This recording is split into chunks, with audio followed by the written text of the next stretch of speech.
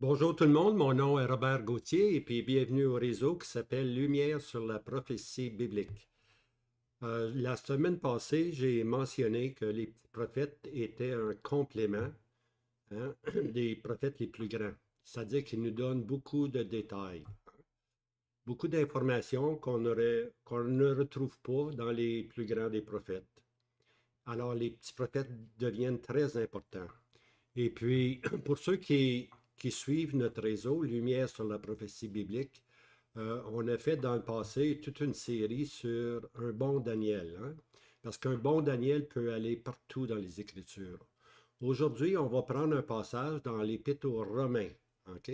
Encore là, un bon Romain, c'est important, il peut aller pas mal loin dans l'enseignement. Vous allez voir. OK?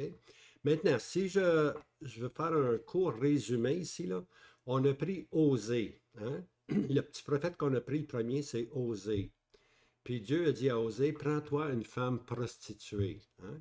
Et puis là, Osée va apprendre ce qui était dans le cœur de Dieu, comment Dieu se ressentait, comment Dieu sentait l'infidélité que Israël ou les 10 tribus allaient avoir envers lui. Hein?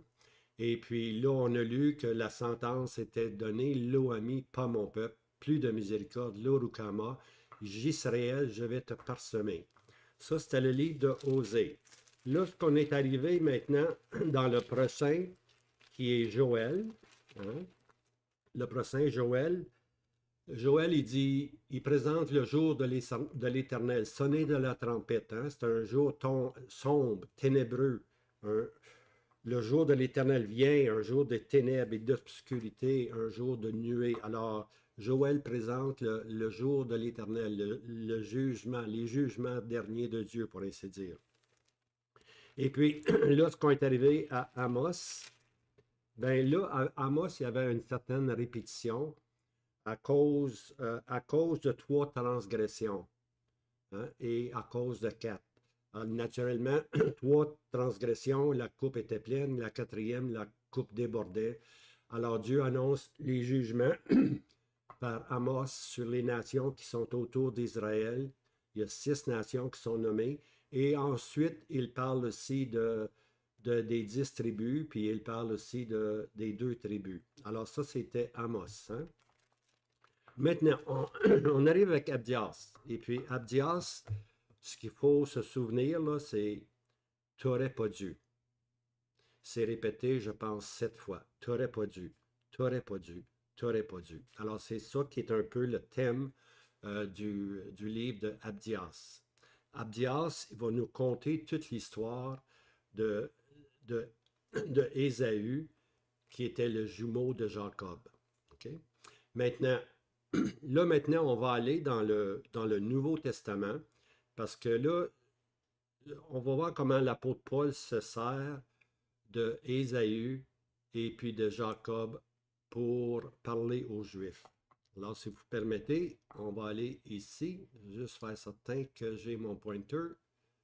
OK, highlighter.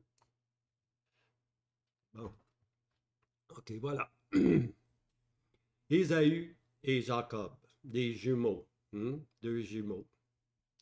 Et puis, avec ces 2 jumeaux-là, on va apprendre c'est quoi le privilège juif. Très important pour les Juifs. Et puis, l'apôtre Paul va répondre à cette question-là. C'est quoi le privilège juif? Romains 9, verset 6, on lit, car tous ceux qui sont issus d'Israël ne sont pas Israël. Okay? C'est pas parce que tu es né un Juif que tu es vraiment l'Israël de Dieu. Okay? Tous ceux qui sont issus d'Israël ne sont pas Israël. C'est Paul qui dit ça au chapitre 9. Romains 11, 25. Car je ne veux pas, frères, que vous ignoriez ce mystère-ci, afin que vous ne soyez pas sages à vos propres yeux, c'est qu'un endurcissement partiel est arrivé à Israël jusqu'à ce que la plénitude des nations soit entrée. Okay? Et puis là, on ajoute ceci, le verset suivant, et ainsi tout Israël sera sauvé. Alors ici, là, tout Israël sera sauvé. Et puis, la question qu'on veut répondre, ça veut dire quoi ça? Tout Israël sera sauvé. Ça veut-tu dire que toute la nation d'Israël va être sauvée? Est-ce que c'est ça que ça veut dire? On va voir. Galates 6, verset 16. Et à l'égard de tous ceux qui marcheront selon cette règle, paix et miséricorde sur eux et sur l'Israël de Dieu. OK? Alors, tous ceux qui marcheront selon cette règle, c'est la règle de la nouvelle création en Christ. Hein? Alors, pour eux, ceux qui marchent dans cette nouvelle règle-là, paix et miséricorde sur eux et sur Israël de Dieu. Alors là, on a deux entités ici. On a les croyants d'un côté, puis de l'autre côté, on a l'Israël de Dieu. Hein? Alors encore là, c'est quoi ça, l'Israël de Dieu? C'est ça que la question qu'on veut répondre. Alors, nos deux questions. Voici les deux expressions. Ainsi, tout Israël sera sauvé. Et sur l'Israël de Dieu. Alors, c'est quoi tout Israël? Puis c'est quoi l'Israël de Dieu? Hein? Est-ce que c'est 1948 ou est-ce que c'est d'autres choses? On va aller voir. Maintenant, on va trouver la réponse pour connaître c'est quoi l'Israël de Dieu et c'est qui tout Israël. Il faut aller dans l'Ancien Testament, le dernier chapitre de l'Ancien Testament. Voici ce qu'on lit, puis portez bien attention, là. Regardez ici, Malachie 3, verset 16. OK, on parle de Jean 3, 16, là, mais rappelez-vous de Malachie 3, verset 16. Alors, ceux qui craignent l'Éternel ont parlé l'un à l'autre. Et l'Éternel a été attentif et a entendu. Et un livre de souvenirs a été écrit devant lui pour ceux qui craignent l'Éternel et pour ceux qui pensent à son nom. Okay? Alors ici, ceux qui craignent l'Éternel se sont parlé l'un à l'autre. L'Éternel a été attentif à leur prière. Il a entendu. Il a pris plaisir. Ces gens-là qui, ensemble, parlaient du Sauveur qui allait venir. Et puis, un livre de souvenirs a été écrit devant lui pour ceux qui craignent l'Éternel et pour ceux qui pensent à son nom. Alors ça, bien-aimés, là, c'est ça le vrai Israël de Dieu. Ceux qui craignent l'Éternel, ceux qui se parlent l'un à l'autre, hein, ceux qui pensent à son nom. Maintenant, pour illustrer, c'est quoi le vrai Israël de Dieu? Au jour même du Seigneur Jésus, voici ce que nous allons voir. Le Nouveau Testament, ceux qui craignent l'Éternel, qui pensent à son nom. On va découvrir ici une compagnie, okay? Une compagnie de personnes qui craignent l'Éternel, qui pensent à son nom. Puis vous allez voir, ça c'est vraiment l'Israël de Dieu. C'est pas toute la masse, c'est pas toute la population, c'est pas tous les Juifs. Hein? Ceux qui craignent l'Éternel et qui pensent à son nom. Puis on a un échantillon ici, là, dans l'Évangile selon Luc, au chapitre 1 et 2, on a un échantillon de l'Israël de Dieu, un échantillon de tout Israël, ce que Dieu veut dire par tout Israël. Okay? Et voici, on retrouve dès le chapitre 1 des personnes comme Zacharie, les Élisabeth. On s'en continue, les Joseph, les Marie, les Siméon, les Anne. Ça, c'était le résidu pieux qui était là au jour du Seigneur Jésus. Hein? Ils étaient très peu, mais ces personnes-là représentent l'Israël de Dieu. La masse, non. Mais le résidu pieux qu'on voit ici dans ces personnages-là représentait l'Israël de Dieu. C'est ceux qui craignaient l'Éternel, qui pensaient à son nom. Et tous ceux qui à Jérusalem attendaient la délivrance. Luc 2, verset 38. Alors tous ceux qui à Jérusalem attendaient la délivrance. Alors ça, c'était l'Israël de Dieu. Ça, c'était le résidu de Dieu, le reste qu'on appelle de Dieu. Puis Acte 1, verset 15. Et en ces jours-là, Pierre, se levant au milieu des disciples, le nombre de ceux qui étaient réunis était environ 120. Okay? Là, on inclut les ânes et puis tout le monde qu'on a vu dans Luc 2. On inclut les 12 apôtres. On inclut ceux qui ont cru, hein, les maris, les, on inclut, là, mais ils étaient environ 120. Ça, c'était le résidu de Dieu. Plus tard, dans Pentecôte, il va y en avoir 3000 qui vont se joindre. OK? Puis ces 3000-là vont faire partie maintenant de l'Assemblée de Dieu. OK? Mais ici, on se retrouve avec un résidu d'environ 120 personnes. Acte 2, 47. Alors, il louait Dieu, ayant la faveur de tout le peuple, et le Seigneur ajoutait tous les jours à l'assemblée ceux qui devaient être sauvés. OK, j'ai mis de l'emphase là, sur ceux qui devaient être sauvés. Alors, c'est quoi ça? Qu'est-ce que ça veut dire, ceux qui devaient être sauvés? Bien, il y a une petite note en rouge de M. Darby ici, là. Ceux qui devaient être sauvés, c'est le résidu d'Israël que Dieu épargne. Dieu maintenant ajoutait à l'assemblée chrétienne. Puis là, il dit comparer Luc 13, 23, puis ça c'est moi qui je l'ai trouvé, le verset. Seigneur, ceux qui doivent être sauvés sont-ils en petit nombre? OK, sont-ils en petit nombre? C'est la question qu'on a demandé au Seigneur. Seigneur, est-ce qu'il va y en avoir beaucoup qui vont être sauvés? Et puis, ceux qui devaient être sauvés, c'était le résidu pieux qui était là. Les, les 120 qui étaient là. Et puis, eux ont été ajoutés. OK? Alors, le résidu d'Israël que Dieu épargne, un reste que Dieu épargne, Dieu maintenant l'ajoutait à l'assemblée chrétienne. Donc, les Juifs pieux, le résidu pieux, a fait un transfert. Ils appartiennent maintenant à l'assemblée de Dieu, à l'assemblée chrétienne à partir de Actes chapitre 2. Ils quittent, pour ainsi dire, le territoire juif pour être membres du corps de Christ. C'est ce qu'on appelle l'Église ou l'Assemblée de Dieu. OK? Alors, ceux qui devaient être sauvés, c'était ce petit résidu-là qu'on retrouve dans Luc 2, Luc 1 et verset 2, puis plus tard dans les évangiles, les 12 disciples et les autres, puis finalement, il y en a 120. Alors, ceux qui devaient être sauvés, c'est ce reste-là qui maintenant fait partie de l'Assemblée de Dieu. Hein? Alors ça, c'est important, c'est tout un changement. Et puis, c'est la même chose qui va se produire plus tard. Lorsque l'Église va partir de ce monde, il va y avoir encore un résidu qui va, pas la masse, il va y avoir un résidu qui va se former, qui vont vouloir suivre le Seigneur Jésus, qui vont se parler l'un à l'autre, comme on voit dans Luc. Et puis ça va être l'Israël de Dieu. Ça va être vraiment là, tout Israël. Ça va être ce petit résidu-là qui va être là. Hein? Et puis présentement, les Juifs qui se convertissent, lorsque quelqu'un croit au Seigneur Jésus, un Juif qui croit au Seigneur Jésus, il devient ce qu'on appelle euh, un Juif messianique, c'est-à-dire qui croit dans le Messie.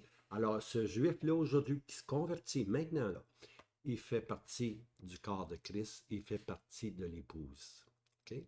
C'est sa position maintenant. Mais une fois que l'épouse va partir, ceux qui vont se convertir parmi les Juifs vont retourner à l'espérance d'Israël de vivre sur la terre pendant le millénium, vivre sur la terre avec le Christ. Ça va les caractériser. Okay? Alors, ceux maintenant qui se convertissent font partie de l'Église, font partie de l'Église. Mais une fois que l'Église part, on va avoir maintenant ce qu'on appelle les élus, hein, les élus parmi les Juifs, les élus parmi les nations. On va en avoir parmi les nations aussi qui vont croire à l'Évangile du Royaume.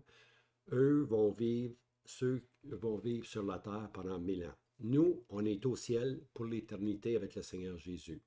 On est dans la maison du Père. Alors, alors maintenant, l'apôtre Paul ici, là, va se servir de Jacob puis d'Ésaü. Hein, parce que dans le fond, là, on étudie le livre d'Abdias et puis on a lu que Ésaü, c'est Édom. OK? Que Ésaü prend le nom plus tard d'Édom, puis les Édomites. Puis on a mentionné dans Abdias, là, la semaine passée, que De Ésaü est sorti Amalek, il est sorti Aman, il est sorti Dog, il est sorti Hérode. OK? Hérode l'Édomien. Alors, et même Hérode était de la descendance d'Ésaü. OK? Alors, on sait qu'Hérode a voulu tuer le Seigneur Jésus. Et puis cette haine-là des Édomites, cette descendance d'Ésaü, les Édomites, Édom, ont toujours été contre Israël. Hein? Ont toujours été contre Israël. Alors, voici maintenant ce qui se passe. Les Juifs accusaient Paul de dénigrer le privilège juif et puis d'élever les nations, parce que Paul était l'apôtre des nations, et puis les Juifs n'aimaient pas Paul pour la simple raison, c'est comme si Paul abaissait les Juifs, puis il élevait les nations. Alors, on l'accuse, c'est l'accusation qu'on fait de l'apôtre Paul. Alors, Paul va répondre à cette question-là. L'apôtre Paul va prendre 3 chapitres. Chapitre 9, Romains 9, Romains 10 et Romains 11 pour répondre à cette question-là du privilège juif. C'est quoi le privilège juif? Alors, de la bouche de Paul, il va sortir 2 expressions assez importantes, là. Et voici Romains 9, verset 14. Que dirons-nous donc? Y a-t-il de l'injustice en Dieu? Qu'ainsi n'advienne, dit Paul. Qu'ainsi n'advienne. Dieu n'est pas injuste. OK? Puis on va voir ça tantôt. Puis l'autre expression, c'est dans Romains 11. Je dis donc, Dieu a-t-il rejeté son peuple? Qu'ainsi n'advienne. Dieu n'a pas rejeté son peuple. La question était, est-ce que Dieu a éternellement rejeté son peuple? Qu'ainsi n'advienne, dit Paul. Ben non. Dans les propos de Dieu, dans les voies de Dieu, dans les conseils de Dieu, Israël a toujours cette place-là. Okay? Elle a toujours cette place-là, dans les pensées de Dieu, dans les propos de Dieu, mais pour un temps, à cause du gouvernement de Dieu, dans son gouvernement de Dieu, Dieu a dû les mettre de côté. Mais dans son conseil éternel, pour ainsi dire, ils sont toujours le peuple de Dieu. Mais présentement, ils ont un voile, pour ainsi dire, sur leur face. OK? Alors, présentement, ils sont sur ce qu'on appelle sous le gouvernement de Dieu. Hein? Lo-ami, lo-rukama, pas mon peuple. Plus de miséricorde. C'est comme ça qu'ils sont présentement. Mais ça, c'est le gouvernement de Dieu. Il faut toujours voir les pensées, les conseils de Dieu, c'est qu'Israël va toujours être à la tête un jour. Présentement, ils sont à la queue, mais dans les voies de Dieu, dans ses conseils, ils vont être à la tête. Alors, Dieu n'a pas rejeté éternellement son peuple, dit Paul. Non, il ne l'a pas rejeté éternellement. Qu'ainsi n'advienne, hein? À cause des pères, à cause des pères, à cause des promesses à Abraham, Isaac et Jacob, Dieu ne rejettera pas. À cause de la promesse qu'il leur a faite, Dieu ne rejettera jamais le vrai Israël. Hein? Le vrai Israël. Et puis le vrai Israël, tout Israël, un jour sera sauvé. Le tout, c'est le résidu pieux. Hein? C'est le résidu pieux. Maintenant, alors, naturellement, les Juifs qui entendaient Paul parler n'aimaient pas Paul. Et puis, on a dit quelque chose comme, « Hey, Paul, tu sembles oublier notre privilège juif. Nous, on est des Juifs. On est descendants d'Abraham. On a un privilège. » Alors, Paul va répondre à cette question-là. Romains 9, versets 1 à 5. Je dis la vérité en Christ. Je ne mens point. Ma conscience me rendant témoignage par l'Esprit Saint que j'ai une grande tristesse, une douleur continuelle dans mon cœur, car moi-même j'ai souhaité d'être par anathème séparé du Christ pour mes frères, mes parents selon la chair, qui sont Israélites, auxquels sont l'adoption, la gloire, les alliances, le don de la loi, le service divin, les promesses, auxquels sont les pères et duquel, selon la chair, est issu le Christ, qui est sur toute chose Dieu béni éternellement. Ce passage-là, il est merveilleux, vous allez voir, il est merveilleux. Paul aurait donné sa vie. Hein? Paul il dit, je dis la vérité en Christ. Hein. J'ai une grande tristesse, je suis triste pour mes frères. J'aurais donné ma vie, je serais devenu anathème, séparé du Christ pour mes frères, tellement je les aime, mes parents selon la chair. Alors Paul, il aimait les Juifs. Il aimait vraiment les Juifs, parce que lui-même, d'un côté, mes parents selon la chair, lui-même était juif, Paul, tu vois. Maintenant, là, il va, ici, là, dans ce qui va suivre, là, je vais prendre mon petit marqueur, là. Il va donner un catalogue ou un pédigré du privilège d'être juif. OK? Alors, ils sont israélites, OK? Ils sont descendants israélites ici, auxquels sont l'adoption. Alors, Dieu a pu prendre n'importe quelle nation, mais Dieu a choisi Israël, l'adoption. Alors, voici maintenant ce qui est intéressant. Voici ce qui est glorieux pour Dieu. Ils ont été choisis de Dieu. Ils avaient la gloire de Dieu hein, dans le désert qui suivait, la nuée qui suivait. Il y avait la gloire de Dieu. Non seulement il y avait la gloire de Dieu, il y avait aussi les alliances, toutes les promesses que Dieu a faites. Quel privilège les Juifs avaient, le peuple d'Israël avait. Et puis finalement, ils ont eu le don de la loi. Imaginez-vous le don de la loi. La loi leur a été donnée, les 10 commandements leur ont été donnés. Non seulement ceci, un autre privilège est ajouté, le service divin, le tabernacle, tout le service, la sacrificature, l'approche envers Dieu, comment on peut honorer Dieu, comment on peut s'approcher de Dieu, c'est eux qui l'ont eu, le service divin. Et les promesses que Dieu a faites, hein, les promesses que Dieu a faites à qui? Au Père, à Abraham, Isaac et Jacob les pères, duquel, selon la chair, est issu le Christ. Alors là, maintenant, là, on a quelque chose d'assez spécial ici, là, parce que Christ est issu du peuple d'Israël. Selon la chair est issu le Christ, qui est sur toute chose Dieu béni éternellement. Regardez bien ça ici. Christ est Dieu, béni éternellement. Alors, on a beau avoir tout ce beau catalogue-là, mais le joyau le plus précieux hein, était la présence du Messie au milieu d'eux, Christ, qui était Dieu au milieu d'eux, Emmanuel au milieu du peuple. Puis ils ont rejeté ce joyau le plus important. Tout le reste devient secondaire, quel que soit leur mérite, leur gloire, les alliances, les dons, le service divin, le tabernacle, les promesses. Mais Christ était là, puis ils ont rejeté Dieu parmi eux.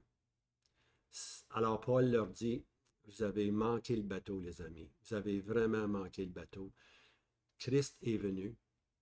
Le Sauveur est venu. Ce que Dieu avait promis, la semence de la femme, hein, était le Seigneur Jésus qui allait anéantir l'ennemi, hein, et puis introduire le royaume. Vous l'avez rejeté, vous l'avez crucifié à la croix.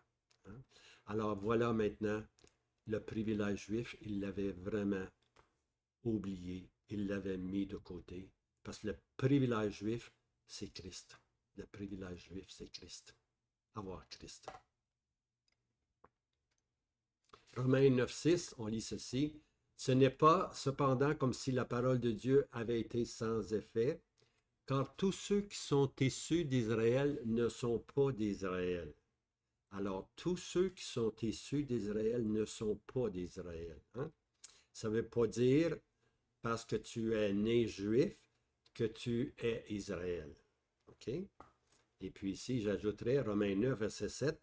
Aussi, pour être la semence d'Abraham, ils ne sont pas tous enfants, mais en Isaac te sera appelé une semence. Ils ne sont pas tous enfants. Tu as beau avoir la circoncision, mais Paul dit la circoncision ou l'incirconcision vaut rien. Okay? Alors, ce n'est pas parce que tu dis qu'Abraham est mon père que tu es un vrai Israélite. Okay? Tu peux avoir le sang. Tu peux avoir le sang, hein? Le sang juif, le sang d'Abraham, Mais si tu n'as pas la foi d'Abraham, tu n'es pas d'Israël. Parce qu'Abraham a cru Dieu. C'est la foi d'Abraham qui ressort. C'est le principe de la foi, c'est Abraham qui l'a eu. Alors ici, on voit, ici je dis, ce n'est pas la lignée du sang qui donne le vrai Israël, mais la lignée de la foi telle qu'illustrée par le patriarche Abraham. Alors, on peut avoir le sang juif, mais on ne fait pas partie d'Israël de Dieu. C'est pas tous ceux qui se disent juifs, qui se disent Israël, qui sont vraiment d'Israël, hein? Mais seulement ceux qui ont la foi comme Abraham avait. Alors, ce n'est pas une question de circoncision, ce n'est pas une question de sang, c'est une question de foi. Hein? Mais la lignée de la foi telle qu'elle est illustrée par le patriarche Abraham. Romains 4, 3. Car que dit l'Écriture? Et Abraham crut Dieu, et cela lui fut compté à justice. Okay? C'est la foi d'Abraham. Les Juifs ont le nom de Juifs. Ils ont le sang de Juifs, mais ils n'ont pas la foi d'Abraham. Okay? C'est pareil en 1948. Ils ont le sang. Hein? Ils ont le nom, ils ont la circoncision, mais ils n'ont pas la foi d'Abraham. Abraham crut Dieu, et cela lui fut compté à justice. Et puis le vrai Israël, l'Israël de Dieu, va être le résidu qui va croire au Messie, qui va accepter le Messie comme son sauveur. Présentement, comme je l'ai dit, ceux qui croient, les Juifs qui croient au Messie, font partie de l'Église. Mais une fois que l'Église va partir, il va y avoir un Israël de Dieu qui va sortir, pour ainsi dire. Ils vont être persécutés, ils vont être méprisés, mais ils vont parler l'un à l'autre souvent de l'Éternel. Alors, la gloire innée, dans laquelle un Juif se glorifie. Le Juif se glorifie de quoi? Hey, j'ai Abraham comme père. Il se glorifie d'être enfant d'Abraham. Ben, Paul dit, là, ça suffit pas que tu dises que tu es un fils d'Abraham. Ça tient pas la route, ça tient pas la route. Puis je vais vous le montrer. Je vais vous le montrer, dit Paul. Hein? Ce n'est pas parce qu'on a le sang d'Abraham qu'on est ses enfants. Puis là, Paul va rentrer dans cette question-là. OK, à partir de ce moment-là, l'apôtre Paul va argumenter à partir de l'arbre généalogique d'Abraham. C'est simple. Si tu dis que tu es un enfant d'Abraham, on va regarder à l'arbre généalogique. OK? On va regarder à l'arbre généalogique, tout simplement. Romains 9, verset 9. Car cette parole est une parole de promesse. En cette saison-ci, je viendrai et Sarah aura un fils. OK? Alors, Dieu avait promis à Abraham, puis Sarah, même si c'était fort avancé en âge, lorsque c'était impossible d'avoir des enfants, c'était complètement impossible à cause de leur âge avancé, Dieu a dit à Abraham, regarde les étoiles des cieux, puis ta semence, ta progéniture va être aussi grande que la semence, qui est aussi grande que les étoiles qui sont dans le ciel. Hein? Et puis le sable de la mer, si tu veux. Et Abraham crut Dieu, et cela lui fut compté à justice. Okay? C'est à ce moment-là qu'Abraham a été sauvé. Il a cru Dieu. C'est par la foi qu'on est sauvé. Hein? Nous, c'est pareil. On croit que 2000 ans passés, le Seigneur Jésus était le Fils de Dieu, le Fils éternel du Père. Il est venu, puis en rançon, il a donné sa vie pour qu'on puisse être sauvé. On croit que Christ est mort, et c'est la foi dans le Seigneur Jésus à la croix qui nous sauve. Alors Abraham a cru Dieu lorsque tout était impossible. Hein? Puis nous, on croit lorsqu'on voit le Seigneur Jésus à la croix, on comprend qu'il a été abandonné de Dieu et que le jugement, le courroux, l'éternité de la colère de Dieu contre le péché s'est écrasé pendant 3 heures. Il y a eu des ténèbres sur la terre. Et puis le Seigneur Jésus s'offrait lui-même en sacrifice pour Dieu. Hein? C'est ça qui nous sauve. Alors, la promesse avait été donnée. Abraham a cru Dieu. Les années ont passé, les années ont passé, ça venait pas assez vite pour Sarah. Puis Sarah dit à Abraham, écoute, on n'a pas encore d'enfant, on est rendu très vieux, prends ma servante. Hein, ça prend trop de temps, Dieu, je ne sais pas, mais il agit pas tout de suite. Alors va vers ma servante, puis aie un enfant avec elle. Alors on sait ce qui est arrivé.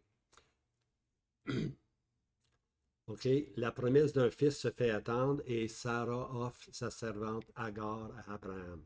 Alors Abraham est allé vers Agar, elle a eu un fils et puis de cette servante-là va naître ce qu'on appelle Ismaël. Ismaël, c'est la semence arabe, c'est le Ismaélite. OK?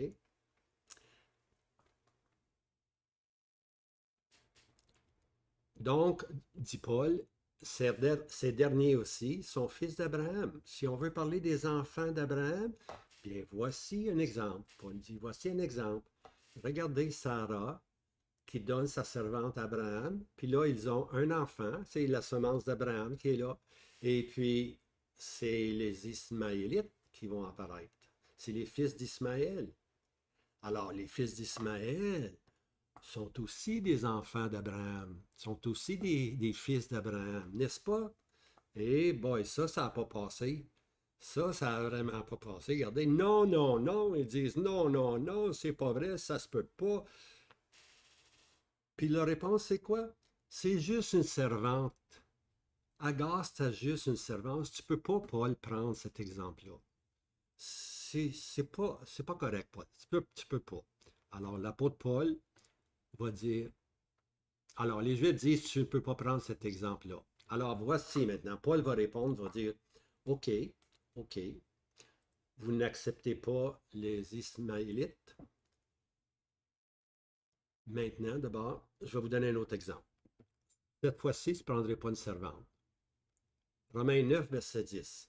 Et non seulement cela, mais aussi, c'est là qu'il prend son exemple, mais aussi, OK? Là, il laisse la servante de côté, puis là, il s'en vient maintenant avec Rebecca et puis Isaac. Mais aussi, quant à Rebecca, qu'elle conçut d'un d'Isaac, notre père.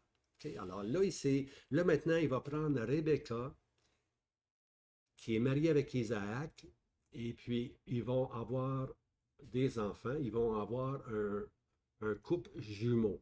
OK? Et puis d'eux, maintenant, il leur dit, Paul, il met l'emphase sur un seul Père, notre Père. Hein? Cette fois, Paul dit, on a ici le même Père, on n'a pas de servante, là. On a le même Père puis la même mère. Oublie la servante. Le même Père puis la même mère. Puis un couple de jumeaux va naître, Ésaü et Jacob vont naître de cette union-là entre Rebecca et Isaac. Donc, dit Paul, cette semence-là est aussi d'Abraham, Ésaü et Jacob. Là, on ne peut pas se tromper, là, on a le même père, puis la même mère, puis arrivent des jumeaux, hein, des jumeaux, il n'y a pas rien de plus proche que ça, des jumeaux, je ne sais pas s'ils étaient identiques ou quoi, là, mais ils ont eu des jumeaux. Un, c'est Ésaü, puis l'autre, c'est Jacob. Alors, eux aussi sont fils d'Abraham. Pas juste Jacob qui est le fils d'Abraham, Ésaü aussi est le fils d'Abraham. Et boy, ça n'a pas marché non plus. Hein? Non, non, non, non, non, non.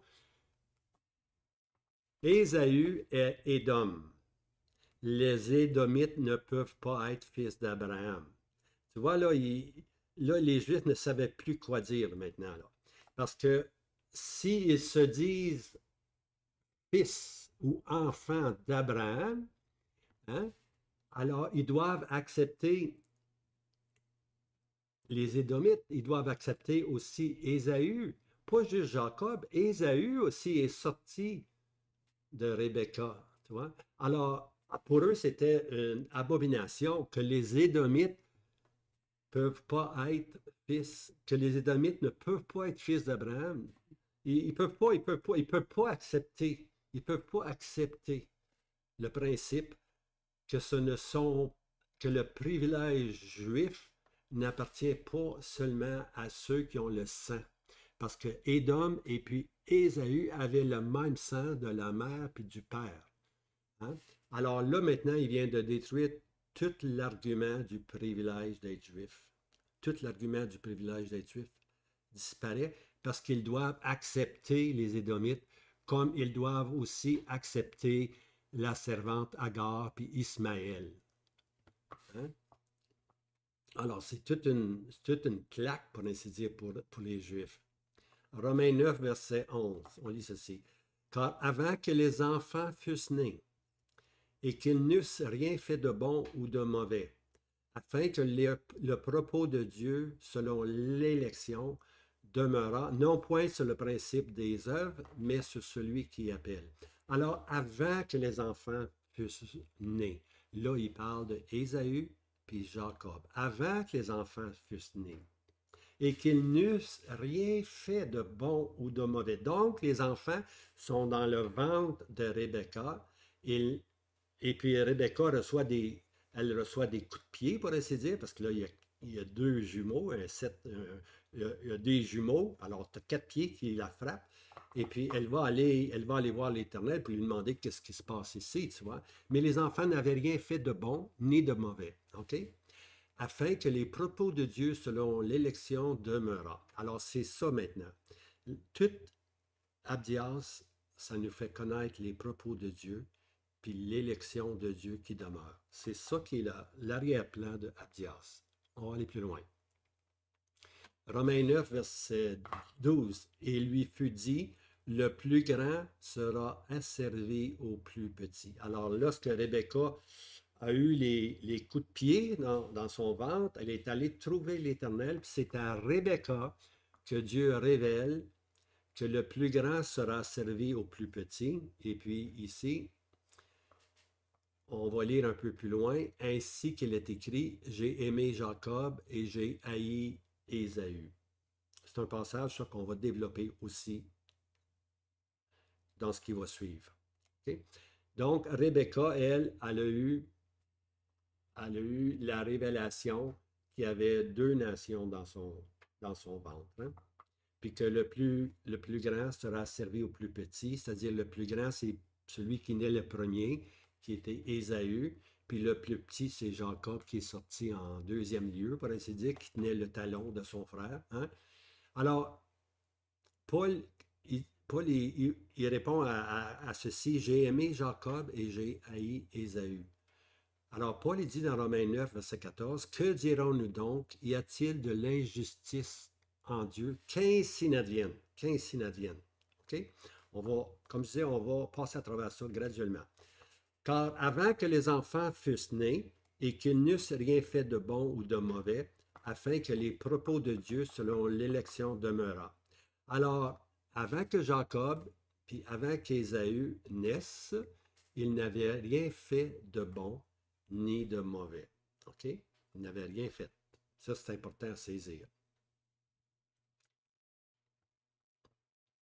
Maintenant, Ésaü n'a pas acquis le nom d'Édom à sa naissance. C'est seulement plus tard qu'il va être appelé Édom. Alors, ce que Dieu a voulu faire ici, Dieu a voulu illustrer que le choix du premier-né des jumeaux de Rebecca fasse ressortir un des grands principes de son gouvernement. OK? Alors, le choix, Dieu a choisi. C'est le choix, c'est la souveraineté de Dieu. Dieu a choisi Jacob. Dieu a choisi Jacob, même si Ésaü était le premier-né. Hein? Alors Dieu fait sortir son grand principe, c'est que Dieu est souverain dans son élection, dans son choix. Le principe est le libre choix de Dieu selon l'élection de sa grâce. Okay? Dieu n'est pas injuste lorsqu'il donne libre cours à sa grâce. Le libre choix de Dieu selon l'élection de sa grâce. On ne peut pas accuser Dieu d'être injuste. C'est impossible. Qu'ainsi n'advienne, dit l'apôtre Paul. Qu'ainsi n'advienne. Hein? Parce que les gens essaient de dire que Dieu est injuste, mais non, Dieu n'est pas injuste. Son propos arrêté son arbitre souverain. Il le fait connaître à Rebecca lorsqu'elle consulte l'Éternel. Lorsque Rebecca, c'est pas Jacob qui est allé, c'est Rebecca qui a senti les coups de pied dans son ventre. Hein? Puis elle est allée consulter l'Éternel, puis l'Éternel lui fait connaître que son propos est arrêté, qu'il va y avoir deux peuples qui vont sortir de son ventre, puis que Dieu était souverain, puis que le plus grand serait asservi au plus petit. Genèse 25, verset 22. Et les enfants s'entrepoussaient dans son sein. Et elle dit, s'il en est ainsi, pourquoi suis-je là? Et elle alla consulter l'Éternel, puis l'Éternel lui fait cette révélation que le plus grand sera servi au plus petit, avant que les enfants n'aient rien fait, de bien ou de mal. Dieu avait choisi l'élection de Dieu, la souveraineté de Dieu, le propos arrêté de Dieu, s'était arrêté sur Jacob, tout simplement. Hein? Genèse 25, verset 23. Et l'Éternel lui dit, deux nations sont dans ton ventre, et deux peuples se sépareront en sortant de tes entrailles, et un peuple sera plus fort que l'autre peuple, et le plus grand sera servi au plus petit. Donc, le plus grand, c'est Ésaü. Ésaü va devenir serviteur du plus petit qui est Jacob. Hein? Alors, avant que les enfants n'aient rien fait de bien et de mal, c'était déjà la souveraineté de Dieu dans son élection. On va voir à la fin de la vie, plus tard, on va voir à la fin de la vie. Après qu'on va avoir vu tout Abdias, on va comprendre ce que Malachie va nous faire dire tantôt. Romains 9, je répète encore verset 11, car les enfants, avant que les enfants fussent nés, ils n'eussent rien fait de bon et de mauvais, afin que le propos de Dieu selon l'élection demeurât. C'est Dieu qui est souverain dans son élection.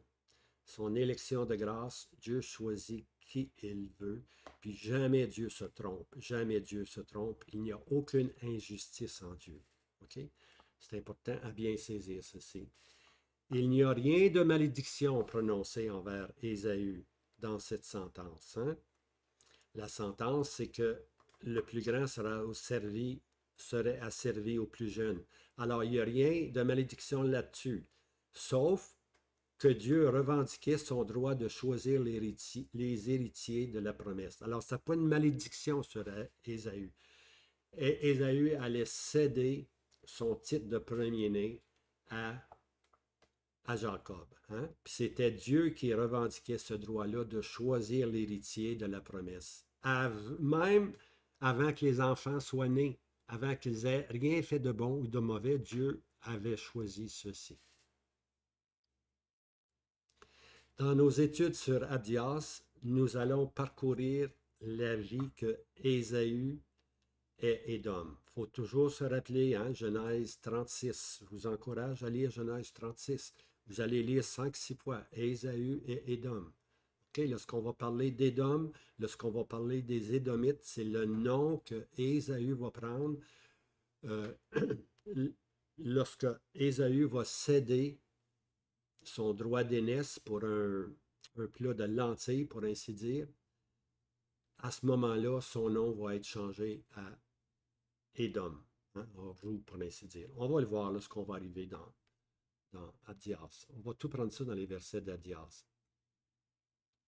Maintenant, comme je disais, cette longue vie d'Ésaü qui est Édom, cette longue vie d'Ésaü, c'est une vie, on va le voir là, c'est une longue histoire du rejet de la grâce de Dieu.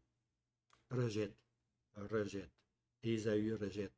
Ésaü veut tuer son frère. Et etc., etc. Il attend que son père meure pour tuer, pour se venger contre Jacob, tout simplement. Mais c'est toujours une vie. Hein? Il se prend une femme qui n'était pas selon les voies de Dieu, simplement parce qu'il en veut. Alors, toute sa vie a été comme ça. Toute la vie d'Ésaü a été un Édomite. C'est ça que c'est. Alors, si on se rappelle, au début, Dieu notait à Ésaü que l'autorité de son frère. Tout ce que Dieu a dit, c'est que le plus le plus vieux serait assujetti au plus jeune. Il lui enlevait l'autorité. OK? Il allait lui enlever le droit d'héritage, le premier-né. Le premier-né, bien-aimé, ça veut dire double. C'est une, c'est une double bénédiction. Quand tu es premier-né, le premier-né, c'est lui qui a la double de tout. tout. Tout ce que ton père possède, tu l'as en double. La double bénédiction. Pourquoi? Parce que quand les parents disparaissent, c'est l'aîné qui doit prendre soin de la famille, qui doit s'occuper de la famille. Alors Dieu a pourvu en donnant une double bénédiction. C'est spécial, la double bénédiction. C'est à être, double bénédiction, c'est à être chéri, bien-aimé. C'est à être chéri. Mais Ésaü, lui, double bénédiction. Hein? Donne-moi, j'ai faim, je veux manger. Donne-moi un plat de lentilles, puis je vais te céder mon droit d'héritage. Hein? Mon, mon titre de premier-né. Prends-les. Prends-les. Alors, voici ce qui était dans la mentalité d'Ésaü. Hein? Aucun respect. Aucun respect pour la bénédiction de Dieu. Tandis que Jacob, lui, il l'a cherché diligemment, cette bénédiction-là.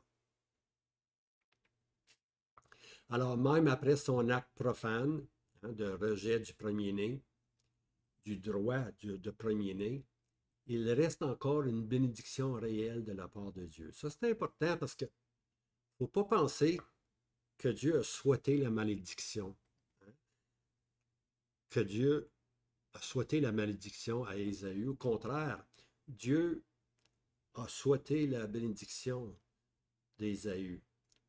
On va le voir ici, là, quand que Hébreux 11, verset 20, par la foi, Isaac bénit Jacob et Ésaü à l'égard des choses à venir. Alors, à la fin de la vie d'Isaac, lorsque Jacob et Ésaü sont rendus, si je ne me trompe pas, Isaac est rendu peut-être 140 ans à peu près.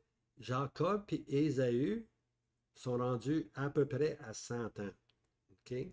Lorsqu'il les bénit. Qu'on voit qu'Isaac est confus un peu, là.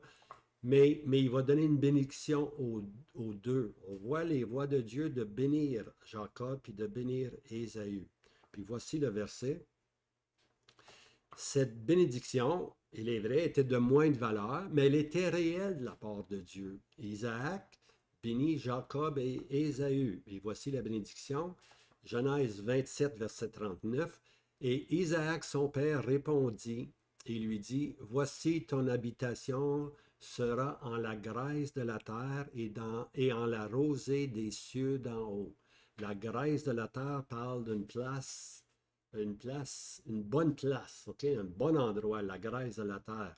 Puis la rosée des cieux qui vient sur les montagnes, puis qui arrose premièrement les montagnes avant de descendre dans les vallées. C'était la bénédiction que Isaac a donnée à Ésaü. Le verset suivant, et tu vivras de l'épée, et tu serviras ton frère. Et il arrivera que lorsque tu seras devenu nomade, tu briseras son joug de dessus ton cou. Alors tu vivras de l'épée. On va voir que Ésaü ou les Édomites ont toujours vécu de l'épée, hein? Des guerriers, des guerriers. Tu serviras ton frère. Ils sont devenus à un moment donné serviteurs, hein? Dans les jours de David, dans les jours de David puis Salomon, sont devenus tributaires, sont devenus serviteurs, ok, de la lignée de David. Il arrivera que lorsque tu seras devenu nomade, tu briseras son joug de dessus ton cou. Et puis, lorsque les Assyriens sont venus, puis ils ont emmené captifs les 10 tribus, à ce moment-là, ils ont brisé le joug, ils ont brisé la servitude qu'ils avaient à la lignée de David. Ils se sont de nouveau libérés. Hein? Alors, on voit ici la vie des Édomites, la vie d'Ésaü ici. Après tous les appels continuels de la grâce de Dieu, on arrive à la fin de la vie et les actions d'Ésaü ont passé devant nous.